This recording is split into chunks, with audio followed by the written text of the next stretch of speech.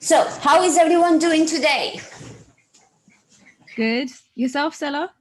I'm very good, thank you. So as you know, I don't know if you guys managed to had a look to the presentation that I did last week about the protein. Did any of you manage to have a look at the presentation? I didn't know. I haven't had a chance yet, sorry. Okay, so what I'm gonna do, I posted on the group, but because none of you was on the call last week, I'm gonna quickly go through the slides so you kind of know what we talk about, and at the end we're gonna leave some space for Q&As. Okay. So basically, why we start with the protein. So protein, as you might know, is one of the most important macronutrients when it comes to wanting to either gain some strength or achieving a body transformation or a body recomposition, which means like changing some of your body fat and building some lean muscle. Most of us are unaware of the importance of protein in our diets. So proteins are made of amino acids, which are the building blocks of the tissues on your body, including muscle, nails, hair, and more. They also are brilliant kind of way of transport micronutrients within your bloodstream, and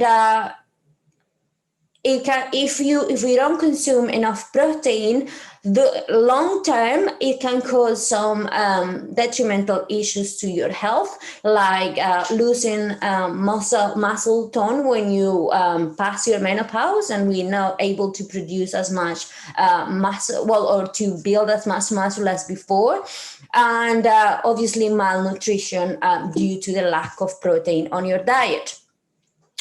So as I mentioned before, this up here is like a little graphic of how a muscle looks like. And as you can see, so every single of these is a fiber.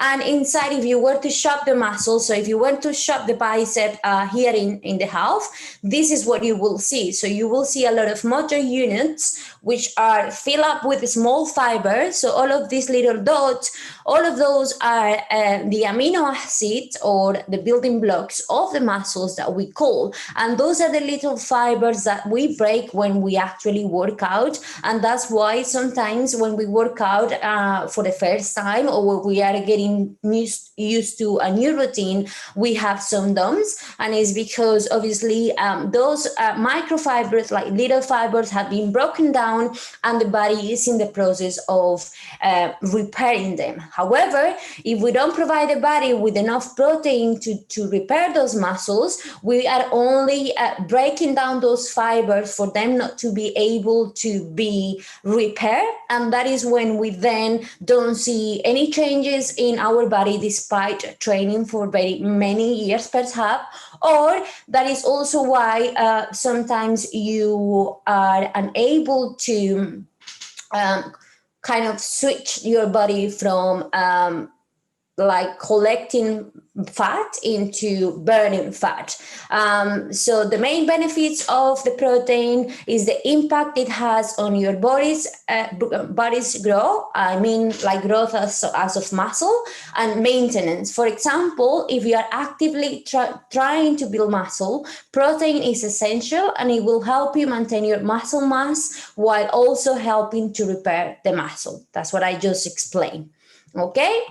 So aside from the growth and maintenance, I think someone else is trying to get in. 1 second. Chat, there is one chat. Yes, Smita, we are allowed questions through the conversation. Ladies, I'm not looking at you now because all I'm seeing on my screen is myself and the presentation. So because it's just few of us, feel free to just unmute yourself and just ask questions. Sorry, I was just making sure that I click record. So yes, if you have any questions, just unmute yourself and start talking because I wouldn't otherwise. Go ahead. Yeah. I had a quick question on obviously most people eat meat, but for like vegetarians, Yeah. you'd presumably have to eat double, triple the amount to recoup, I suppose, what meat would give you. So I think my question was more, how come you see a lot of people that are probably not eating as much vegetarian protein, but still appear very, very, very lean? Very lean. Yeah. Okay. They look quite muscular, but they're not really eating. I suppose if I have to eat 120 grams protein, I usually use meat because you have much more protein in meat Yeah. and fish than you do veg. So like sometimes I see people who probably eat just 3 meals of vegetarian food a day and not triple what they should eat for the same amount of macros, but still look really lean and Yeah. muscular. Why? I got your question. So it's nice that you ask that, especially when we have Megan on the group, because Megan, I believe, if you're not vegetarian, you're vegan, I believe, and that's why we were looking Yeah, for. vegetarian, but I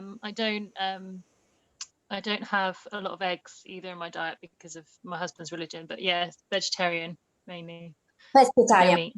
Okay, Mm. so I will be covering this later on the presentation, but to answer you quickly, I am completely new to the different sources of protein for vegan diet, and it's something that I have been researching recently because more and more people is turning into vegan diets because there is a lot of market around it. I mean, I'm not going to get into politics or into religion. Whatever you decide to do whatever you decide your diet is, I'm not going to judge it, and I'm not going to question it, but I can see, because I have been in this industry for long enough, that there are trends, and I believe that vegan is just one more of these trends, and it's also highly impacted by the fact that obviously we know that I don't know if you have experience, but obviously vegan products, they are made from obviously the nature.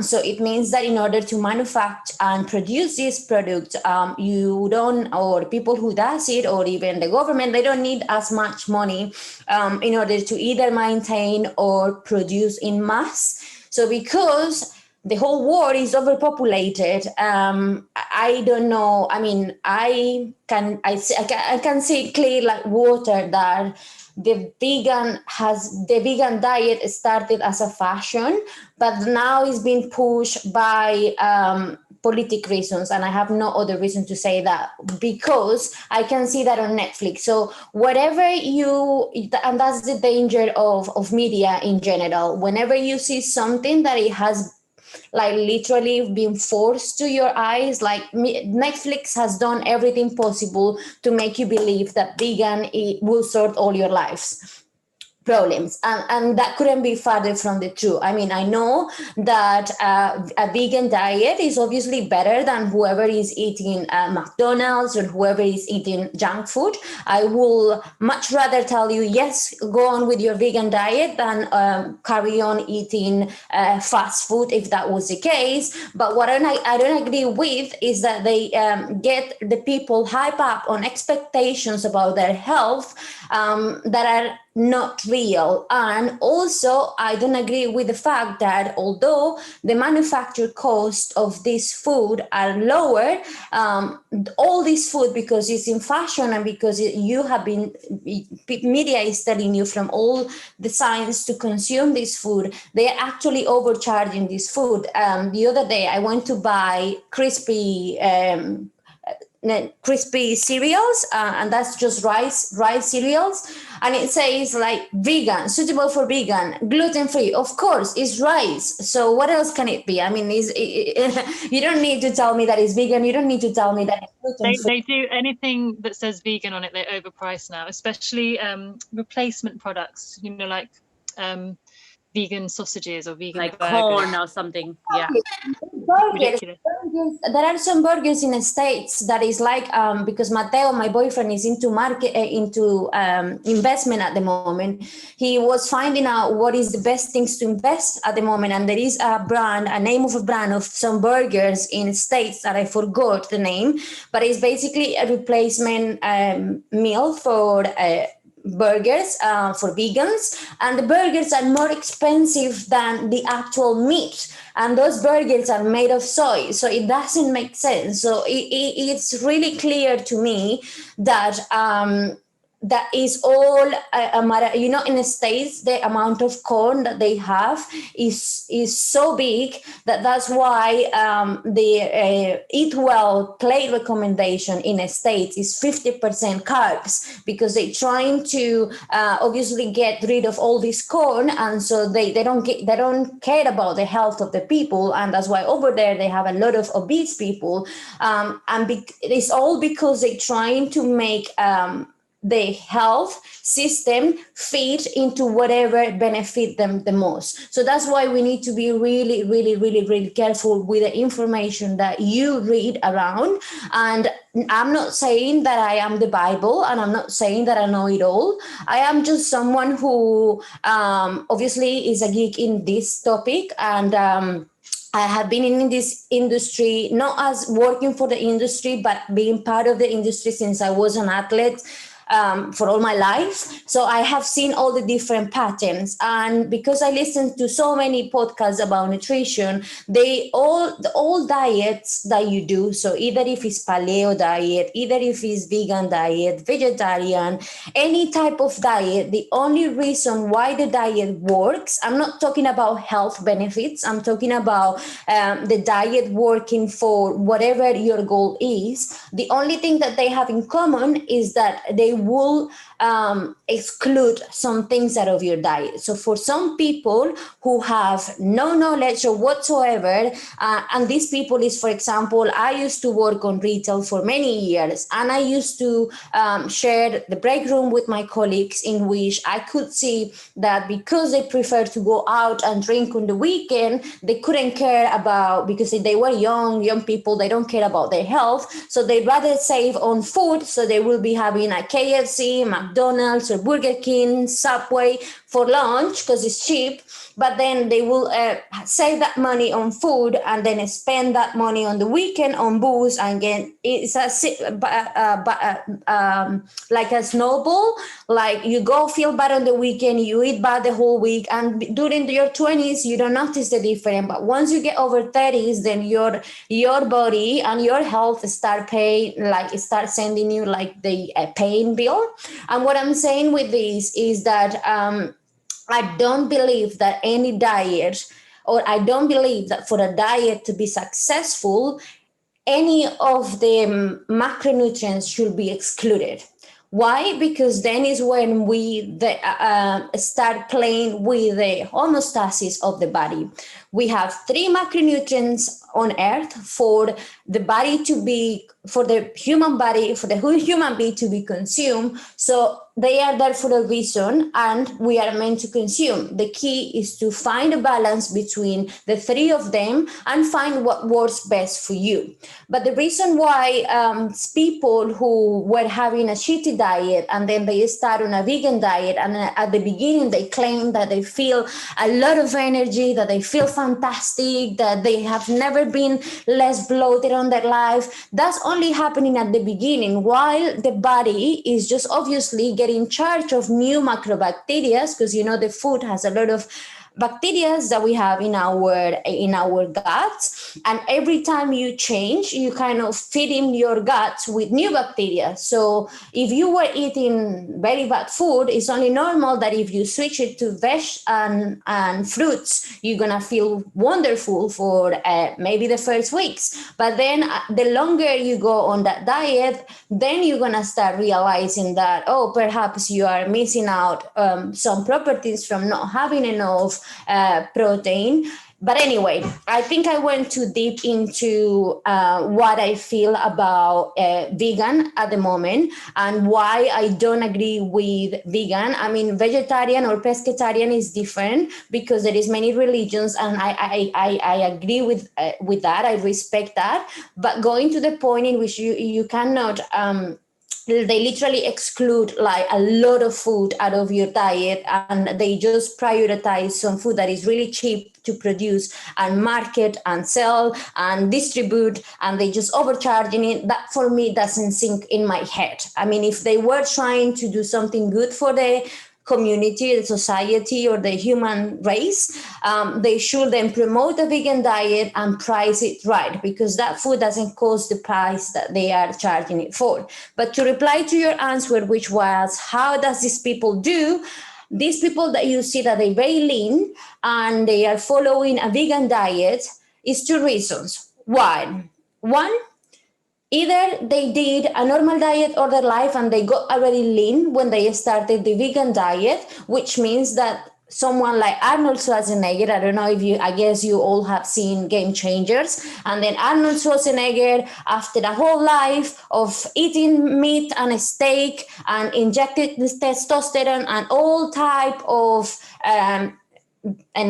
drug enhancing, performance enhancing drugs, then now he's saying that vegan diet is the best. Of course, after a whole life of injecting yourself with crap, you now need to look after your health because you know that you're very close to a heart attack. So those are the things that you guys need to be really careful where you buy the information for. It is now, for example, today I was having a conversation with a lady that I'm gonna start training. She's from Colombia, where I'm from, and in Colombia at the moment the intermittent fasting is like the new boom. So as strong as the vegan is here in Europe and in the States, in Colombia at the moment, the intermittent fasting is like the new fashion, and everyone decided to do intermittent fasting.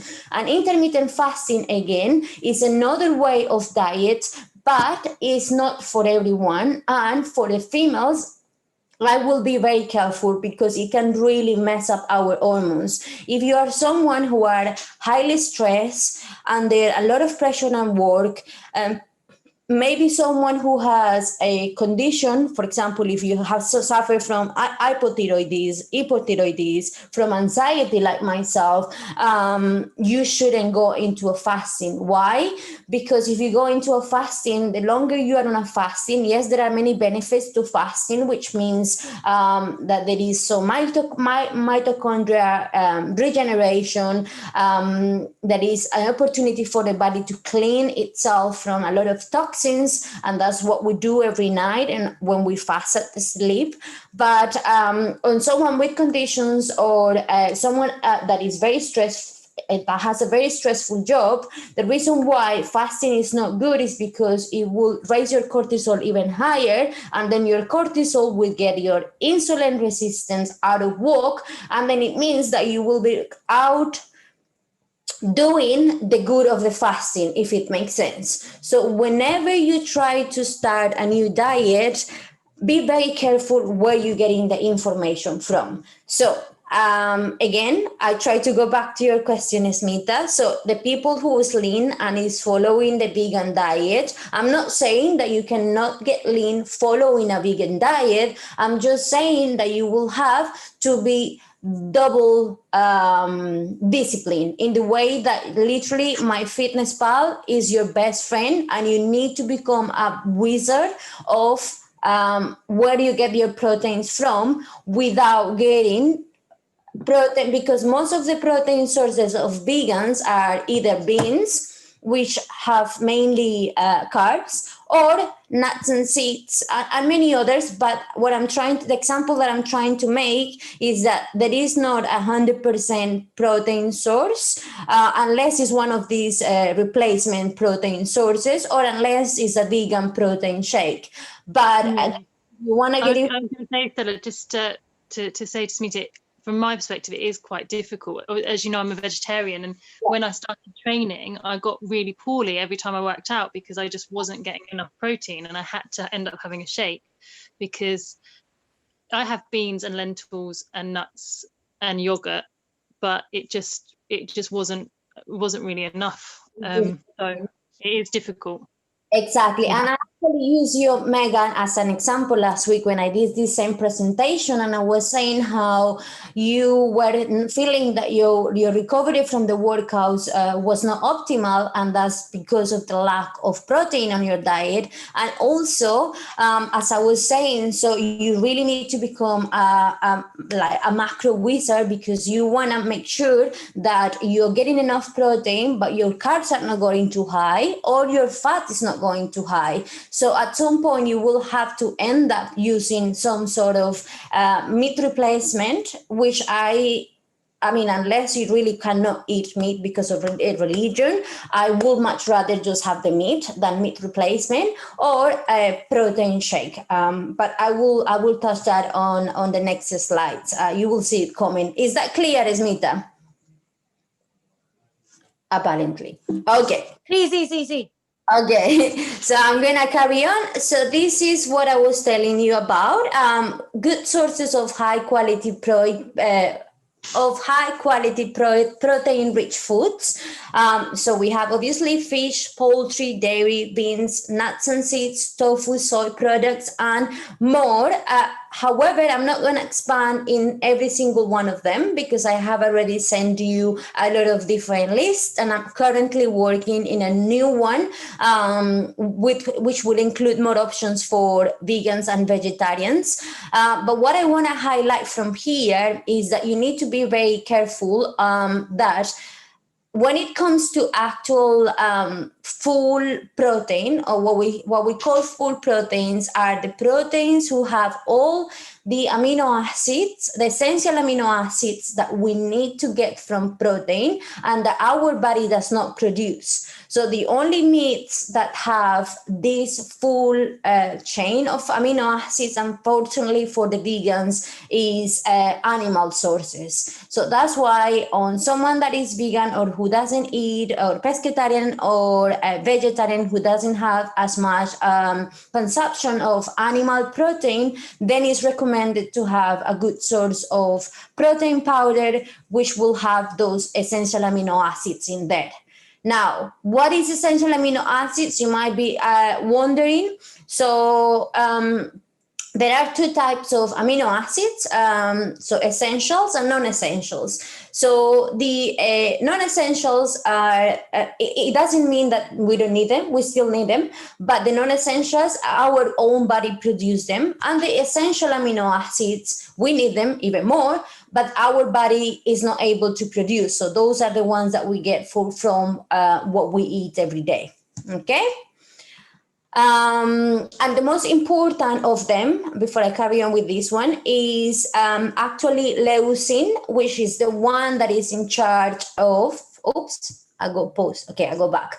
Leucine, which is the one that is in charge of actually building the muscle, repairing the muscle. And that's why you see that in the proteins powders, they highlight a lot the content of leucine. You only need like 2 grams of leucine a day to have enough to repair the muscles. But yeah, that's one of the most important for when it comes to repairing muscle, the leucine essential amino acids. So, do I need protein powder, shakes, and bars? So this again is one of the questions that I get asked the most. Now, when I first started a personal trainer, or in fact, I still believe the same thing. And Smita was my first client. She's there, so she's actually, she can say that this is true. I didn't like my clients having. Yes, it's true. So when Smita came to me, she had another personal trainer, and this personal trainer had her eating certain diet in which she was eating, having like 2 shakes a day in order to make up for the very high number of protein that this guy was getting her to eat. But Smita was suffering from feeling very bloated all the time. She has always suffered from being bloated, and I blame this to her job, which is very stressful. But what I did with her when we first started training, I said, from now on, you're just going to leave the protein powder on the side, and we're just going to focus on getting the protein from food, from real food. And we're going to lower down your protein target that this guy has gave you. And we're going to use that difference in numbers on more carbs, because you need the carbs. And I will explain this as well a little bit later. So, but going back to this question, I used to believe that people was able to eat all the protein from foods. Unfortunately, mainly on females. Smita was my first ever client, and she was not new to fitness. She was already on someone else's hands, so she she understood about diet and about training, so she wasn't on a basic level. Now, when I started having more basic level clients, and I started to analyze what they were eating, because when someone gets into a one-to-one coaching with me, Megan, unfortunately, you haven't had the option to do this with me, but I've done my best to make you feel like part of the team. Just for you to know, guys, Megan is doing my carbs gain, which is like a separate course that I sell, but I decided to include the ladies into this course because I wanted to provide more out of the course for their benefits. But when someone gets with me on a one-to-one, the first week I will ask them to send me a photo, and Luam is here, so she is also she can say that this is true. I will ask my clients to send me a picture of what they eat and drink on the day at the time that they're eating and drinking that food. So I start to understand more or less what are the eating patterns of that person, and what time of the day they are eating these foods, just for me to have an understanding on how much this person know about nutrition, and also to start fixing the diet, not going straight away into macros, because not everyone needs to go into macros straight away. That will be the last step. That will be when you are really a pro in terms of training. But sometimes at the beginning, all you need to do is to just fix the low hanging fruit. And in some people, I will say like 99.9% of the ladies who come to me for the first time with training related and nutrition needs, 99.9% of them are eating too many carbs and are eating too little protein for what we need in order to achieve a better body composition. And now again, I'm not saying that carbs are bad to you. In fact, I was very scared of carbs for many years in my life, and this year has been the year that I actually have literally just make pieces with carbs because I have seen how good it does to you when you are eating them in the right amount at the right time of the day. But I will dig into more details when I talk about carbs. But what I'm saying is that females in general, because our hormones and because of our mood changes and our hormonal changes, we tend to rely or we are more like we like more carbs than protein, and we actually don't crave protein. You don't go, oh, I'm craving a chicken, or you might, but it's not the common factor that females crave some protein. You will more likely crave a piece of bread or some pastry or a cupcake or something sweet that is full of refined sugar. And I don't have an explanation why. It's been proven, it's been tested that females are more prone to carbs and males are more prone to savory food. But what I'm saying then is that after seeing so many girls not being able to reach the protein needs, I do think that having a good protein powder, it is a good addition to your diet. And when I say having a good protein powder, this is one of the supplements in which we really need to spend money.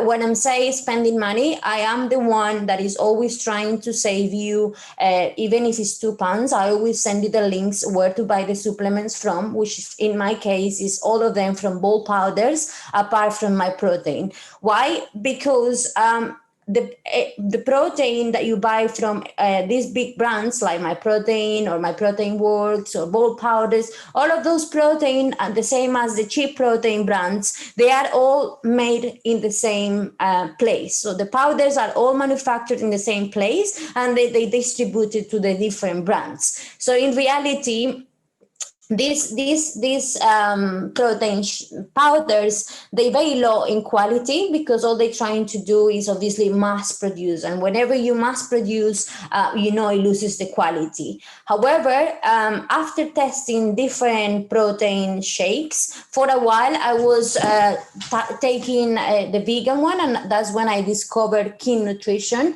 which is really good because it doesn't have any ads on it, like it's purely just, I believe it's whey protein, rice protein, and is sweetened with stevia. And then the one that I used, that I have sent it to all of you who have asked which one I use ISO 100, which is whey, and I am lactose intolerant, but this version of ISO 100 is hydrolyzed, and it has been the only protein that hasn't given me any IBS side effects or any constipation or any of the nasty side effects that the previous proteins used to give me. And what happened, why is it so bad when you have a protein and you get bloated?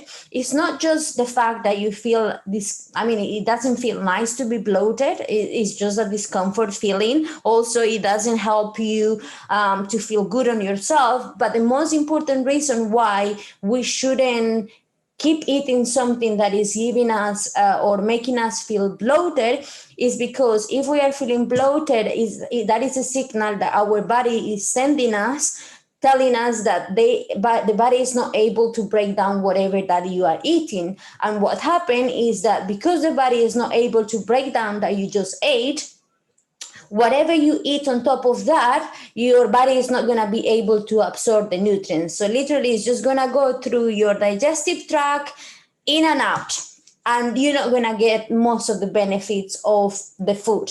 So that's why we need to be very careful. And sometimes when people start complaining, I'm feeling very bloated. It's different when you are bloated just before your period, but when you are bloated consistently after eating, let's say, for some people is gluten, for some people is lactose, for some people is any allergies that they might have, like poultry allergies or any of that, then you should either eliminate that for a while because the two reasons why you become intolerant to something is either with the age, our gut bacteria change. So whatever we were able to break down when we were younger, after a while, we're no longer able to break it down. That's one of the options. Or second, it can also be that we abuse from that we're not able to break down at the moment.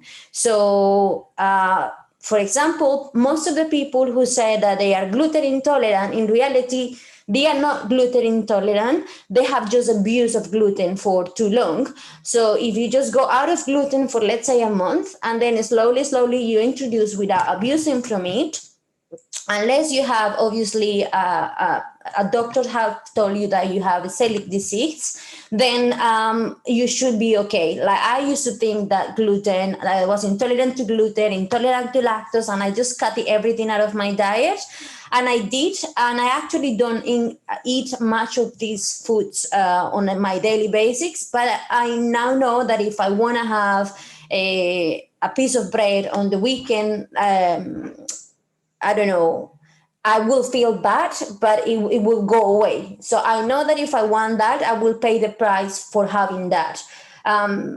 and having it once in a while is not too bad. But when you have it on a daily basis, then you don't want to feel that way every day. And I guess it's all clear.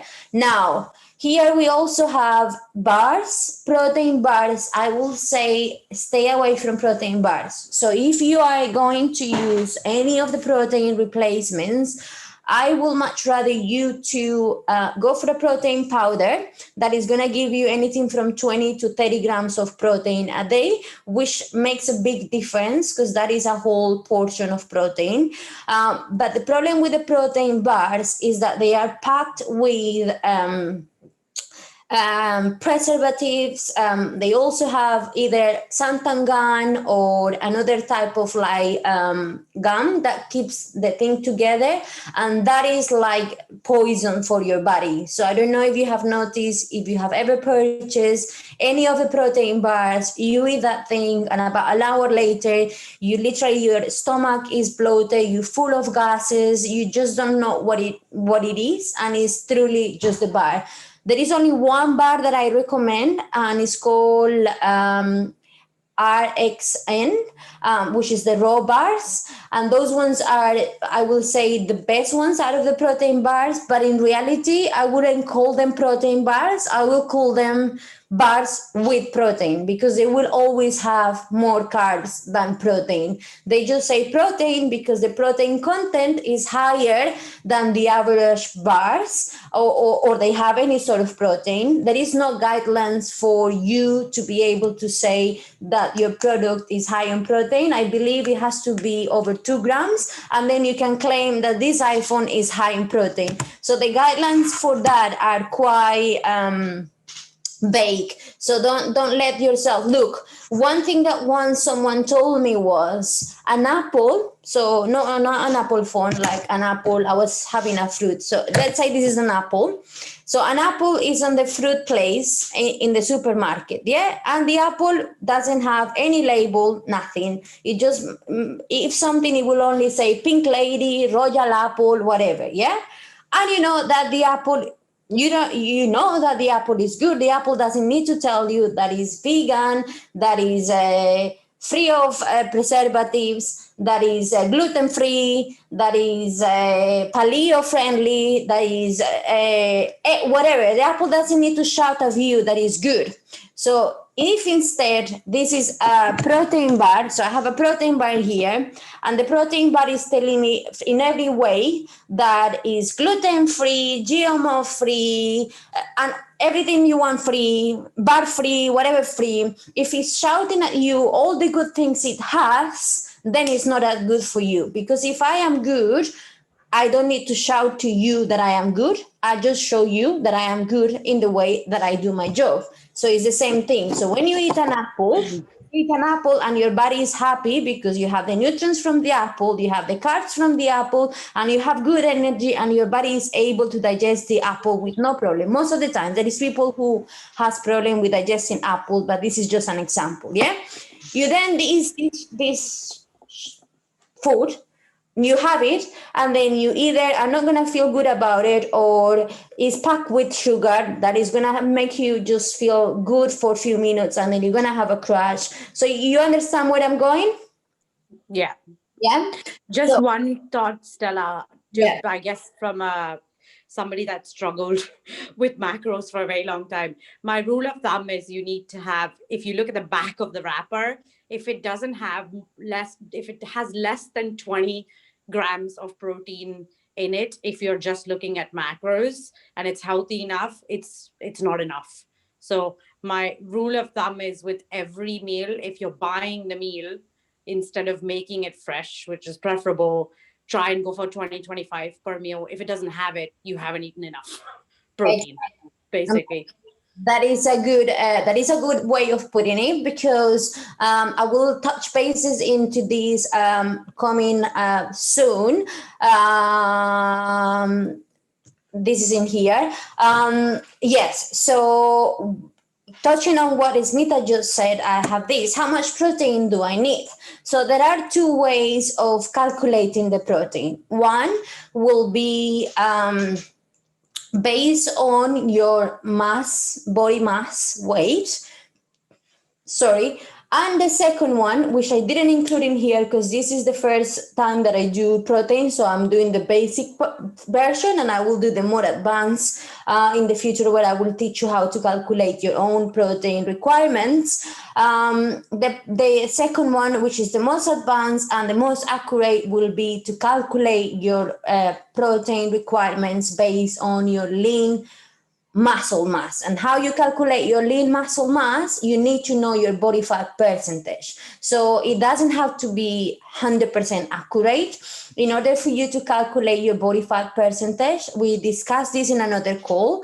The most accurate way is the calipers, but whatever method you're using to calculate your body fat, just use it for you to get a number and don't obsess over the number. Yeah, all you need to get is the number first to see that that number is progressing over the time that you are training, or second, to apply this, but that I will not explain that on this presentation. I will explain that in another day. So by the health regulations, is recommended that any adult that doesn't have any sort of activity should have at least 0.8 grams of protein per every kilogram of body weight. Yeah.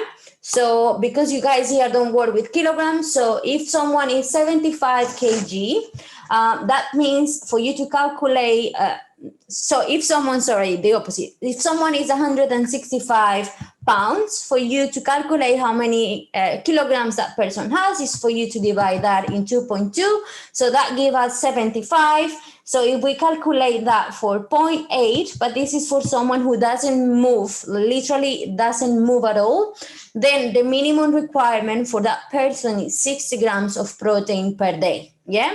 And that's taking in consideration the fact that we're following the right guide, the right plate guidelines in UK, which recommends people to have 20% of the diet from protein, which is not enough, but that is the right guidance in UK. Okay, we're gonna leave it like that for the moment. Now, none of you here fits into that group of people. We then have another group of people which do a lot of endurance training. So this is people who train for marathons, triathlon, and who on a daily basis, they do a lot of aerobic training. Yeah. So not so much strength training, but aerobic training. So for these people, it's recommended to have 1.2 to 1.4 grams of protein per kilogram of body weight. So the same person who was 75, you will then have 1.4, so 75 times 1.4 equals 105 grams of protein. Yeah.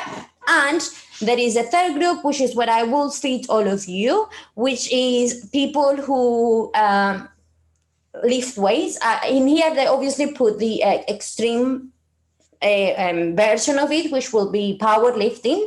But I will say anyone who does any type of strength training, or anyone who wants to work towards body recomposition, which means, losing body fat and toning, getting muscle tone, which is getting muscle, should obviously have a higher protein diet.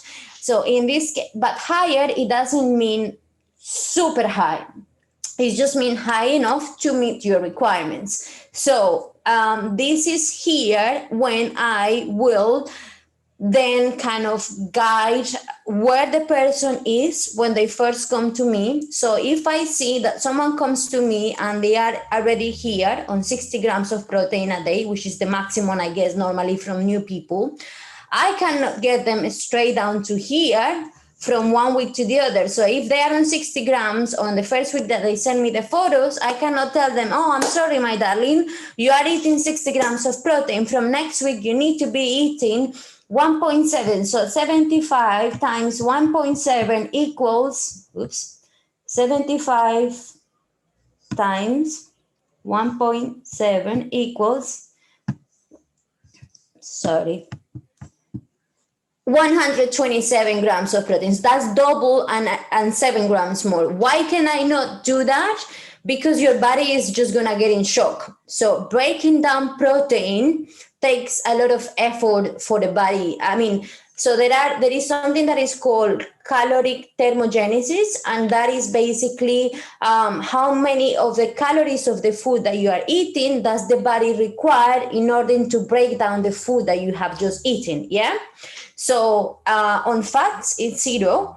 On carbohydrates, it's like 3%, and on fats, it's 30%. So 30% of the calorie content of the protein that you eat is required to break down that protein. So if someone was eating 60 grams of protein a week, and then from one week to the other, I tell this person, oh no, if I go by the book and I say, but the book says you should be eating 127, otherwise you're not gonna get strong, otherwise you're not gonna. So that will be me being very poor as coach in terms of not understanding how the body works. And yes, 127 will be the goal that we will drive towards, but it has to be a process that it has to be gradual, because when you increase protein, you will also increase the amount of liquids that you lose. And obviously your gastrointestinal system is going to get very stressed out at the beginning while it gets used to breaking it down. So what I will do with someone like this is start by increasing the protein size, start including protein in every meal they have, then start increasing that protein size slowly until we get into a number that sometimes with some people we can never reach that number, but instead of being on 1.7 we can be on, let's say, 1.6, 1.4, and then make the little bit of deficit on carbs, and that wouldn't be such a big deal. Now there is people who just take it to extremes, and I was that in that place at some point, because I have been again into this industry for too long. So I have tried all type of diets, and that's why I tell you, don't try all the diets, they don't work. The only thing that works is something that you can sustain for long. Obviously you want to have some guidance and some parameters to follow, so you are actually going towards something that is gonna take you to your goal. But don't try any ridiculous. Don't eat fat, or don't eat carbs, or don't eat protein. None of those things are sustainable, and you will always find yourself in a position in which you have to end up eating normal again. And all you have done by excluding a macronutrient out of your diet is just getting your body not used to that macronutrient. So when your body gets it again, it doesn't know what to do with it. So it will take you a while to get used to. That's why people who exclude carbohydrates from the diet for a while, yes, they lose a lot of weight really quickly at the beginning, because all they're losing is just water retention, because carbohydrates retain water.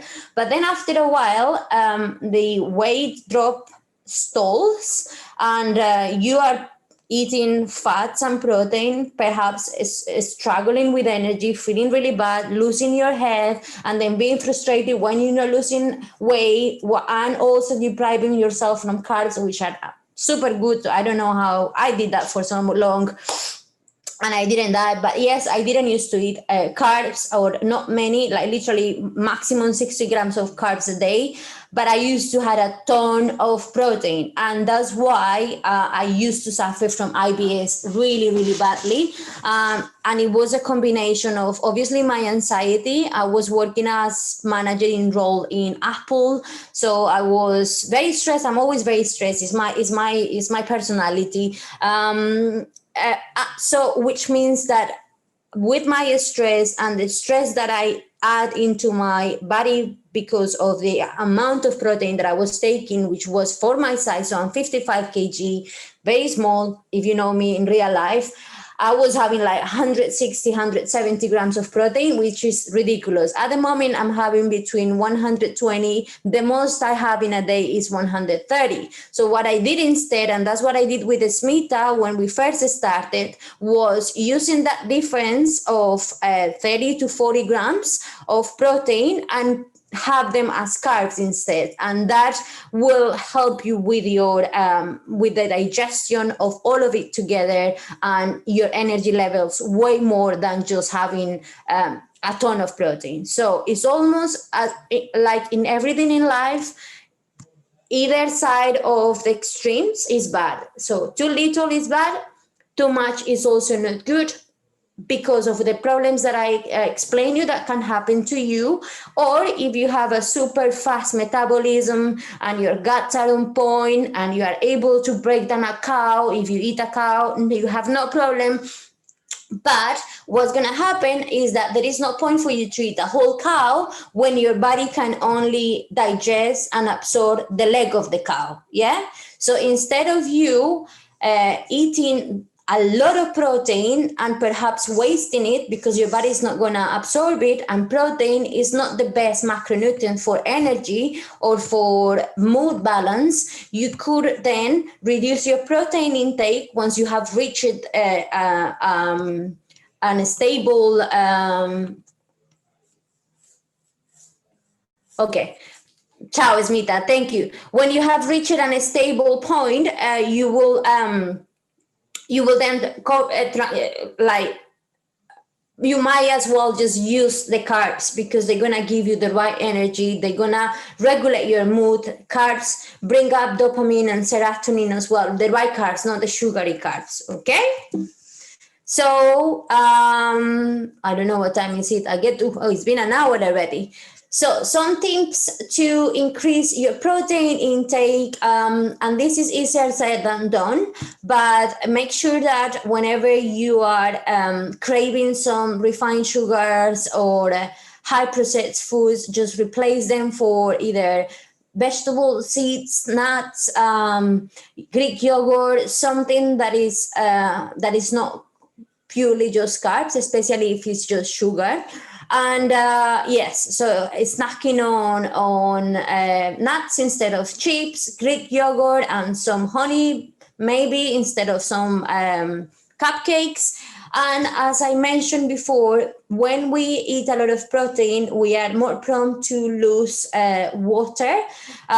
So make sure that also the sodium is, whenever you're having nuts and crisps, make sure that make sure you don't have crisps, but if you are going to have nuts, make sure you also don't have them with the extra salt on, because you will be having this on the protein itself. Okay. Now, if we move to Q&A, so I'm going to go back to show all of you. And this is where you guys get to ask any question that you have in your head. Any questions? No questions, Stella. Was everything clear? Yeah. Yeah, everything's really, really helpful. Thank you. And then this video is going to be in the Facebook group, isn't it? Yes, so the call is recorded. I did the same call last week. However, last week we didn't have as many people, but we did have very nice questions from Nicola. So I posted the call from last week in the group. I will be posting this post and the presentation. You already have it on the Facebook chat. On the WhatsApp chat, because it's the same presentation that I sent last week. If you have any questions with regards this presentation that pops into your head later on, post it on the Facebook group when I'm going to be posting this call there. I don't know if I'm going to do it tonight or if I'm going to do it tomorrow morning, but I will be posting it at some point, as you know, either tonight or tomorrow. So if you have any other question that comes into your head that you don't have it at the moment, please drop it on the group. And Megan, I'm really, really happy that your husband was able to look after your kids. Thank you for being here. And next week, I'm working on a presentation about my Fitness Pal, because I have been having a lot of questions about it, but I have been a little bit I've been kind of questioning if I should go into my Fitness Pal or if I should just continue with the next one, which is the next macronutrient, which is the carbs. And I think I'm more likely going to do the 3 macronutrients. You guys let me know what you think is best first before we actually touch on my Fitness Pal, just because I want to get the basics on. before we actually get into the deep end of nutrition. What do you guys think? Yeah, I think that's a good idea. Yeah? All right, I'm gonna ask a question on the group anyway to see what everyone else think. But thank you again for taking the time, and I hope you have a good evening, ladies. See you. Sarah. Good night. Take care. Bye. Bye.